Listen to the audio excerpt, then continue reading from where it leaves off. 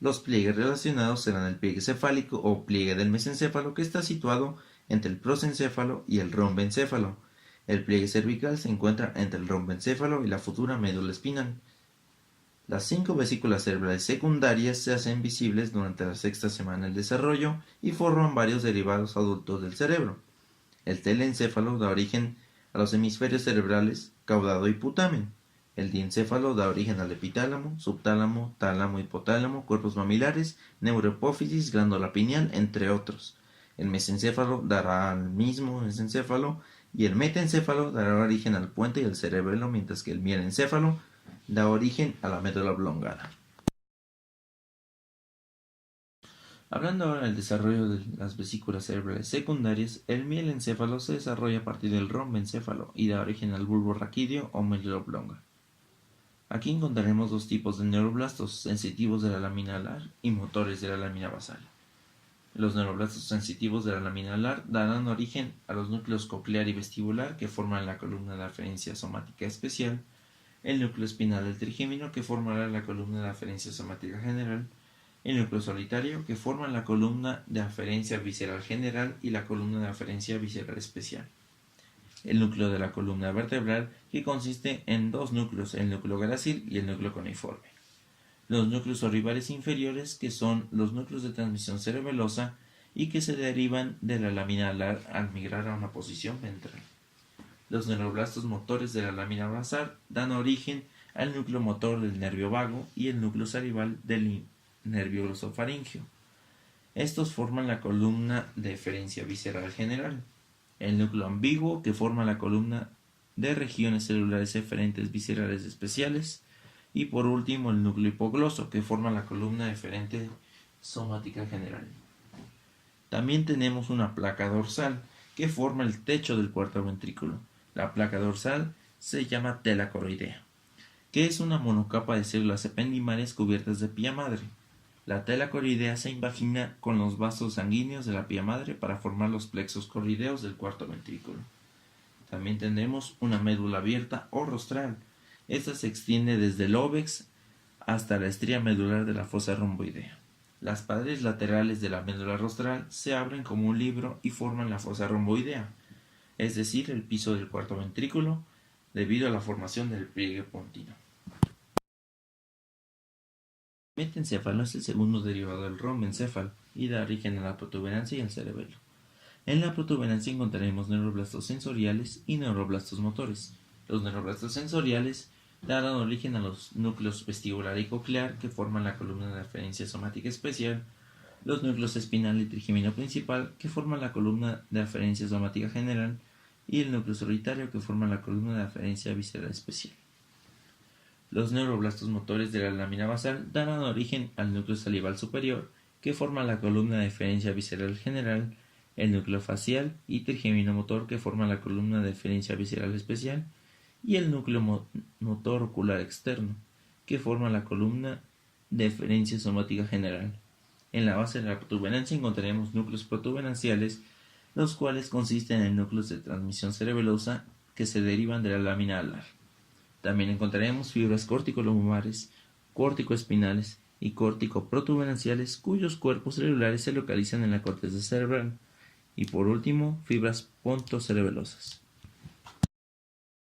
Hablando del cerebelo, este se forma a partir del labio rómbico, que es el engrosamiento de las dos láminas alares de la corteza. Los labios rómbicos se ingresan en la sexta semana para formar las láminas cerebelosas, las cuales tienen una apariencia de mancuernas.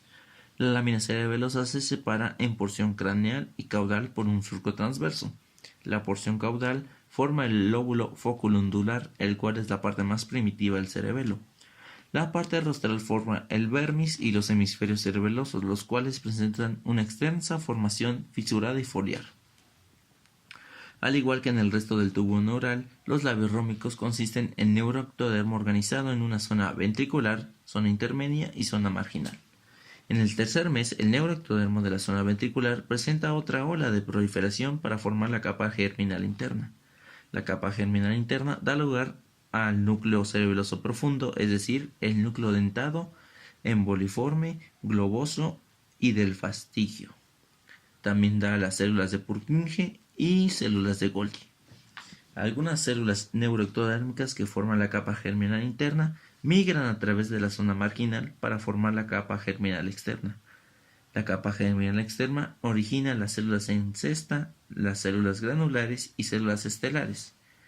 Tanto las capas germinal externa como interna dan origen a astrocitos, células de Bregman y oligodendrocitos en el cerebelo. El mesencéfalo no presenta ningún cambio durante la formación de las vesículas primarias ni secundarias. Da origen al cerebro medio o igualmente denominado mesencéfalo. Los neuroblastos sensitivos de la lámina alar forman las capas celulares de los folículos superiores y los núcleos de los folículos inferiores. Los neuroblastos motores de la lámina basal dan origen al núcleo de Ehringer-Westphal del tercer par craneal, que forman la columna deferencia visceral general, el núcleo colomotor y troquelar, que forma la columna deferencia somática general, la sustancia negra y el núcleo rojo. También en el mesencéfalo encontraremos los pedúnculos cerebrales. Estos contienen fibras corticolumbares, corticoespinales y corticoprotuberenciales que derivan de la corteza cerebral del telencéfalo.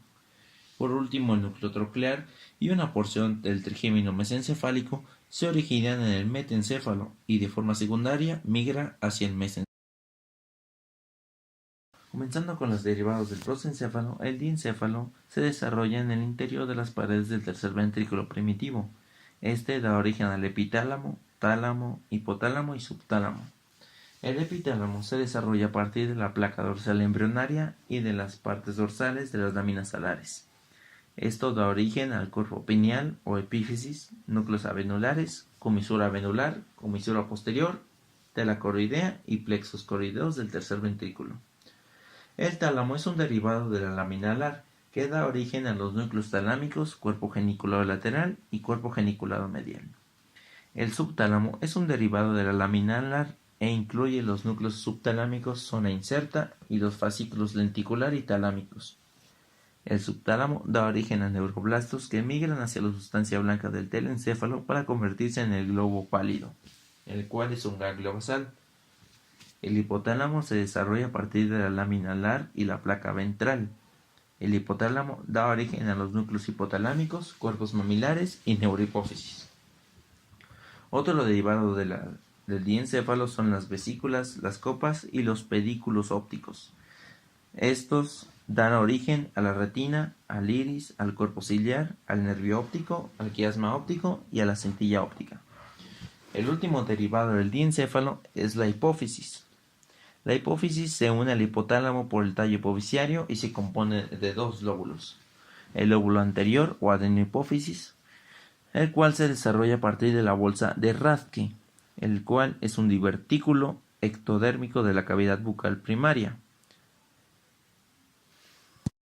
Y por último, el lóbulo posterior o neurohipófisis se desarrolla a partir del infundíbulo, el cual es una vaginación ventral del hipotálamo. El último derivado del prosencéfalo es el telencéfalo, el cual da origen a los hemisferios cerebrales, al caudado, putamen, amígdala, claustro, lámina terminal, bulbo olfatorio e hipocampo. Los hemisferios cerebrales evolucionan como 12 vaginaciones de la pared lateral de la vesícula prosencefálica y están formados por la corteza cerebral, la sustancia blanca cerebral, los ganglios basales y los ventrículos laterales.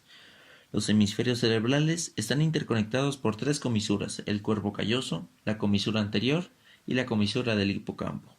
El crecimiento continuo de los hemisferios da origen a los lóbulos frontal, parietal, occipital y temporal, que yacen por encima de la ínsula y el tronco encefálico. En esta imagen se muestra el desarrollo de la corteza cerebral en el sexto mes octavo y al término. Se puede observar el cambio de la corteza cerebral partiendo de una superficie lisa o estructura lisencefálica a una superficie con circunvoluciones o estructura girencefálica. Conforme crece el telencéfalo se desarrolla un patrón complejo de surcos y giros. Ahora, hablando de la corteza cerebral, al igual que el resto del tubo neural, la pared del telencéfalo está formada por neuroectodermo organizado en 3 zonas: una ventricular, una intermedia y una marginal. Los neuroblastos de la capa marginal e intermedia migran para formar una capa transitoria llamada lámina cortical.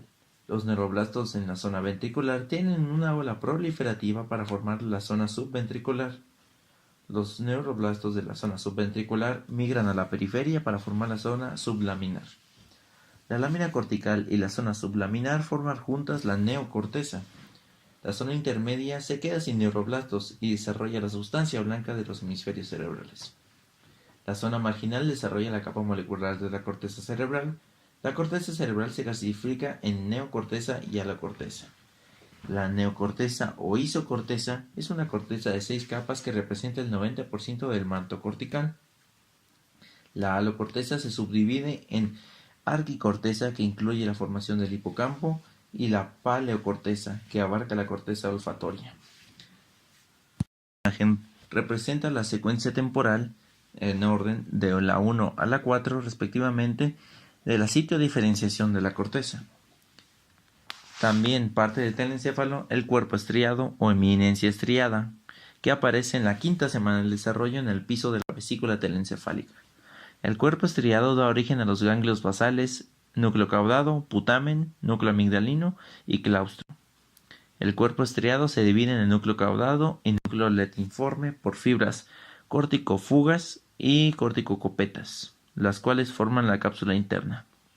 Las neuronas del globo pálido, también parte de los ganglios basales, se originan en el subtálamo. Estas neuronas después migran hacia la sustancia blanca del telencéfalo y forman los segmentos mediales del núcleo lentiforme.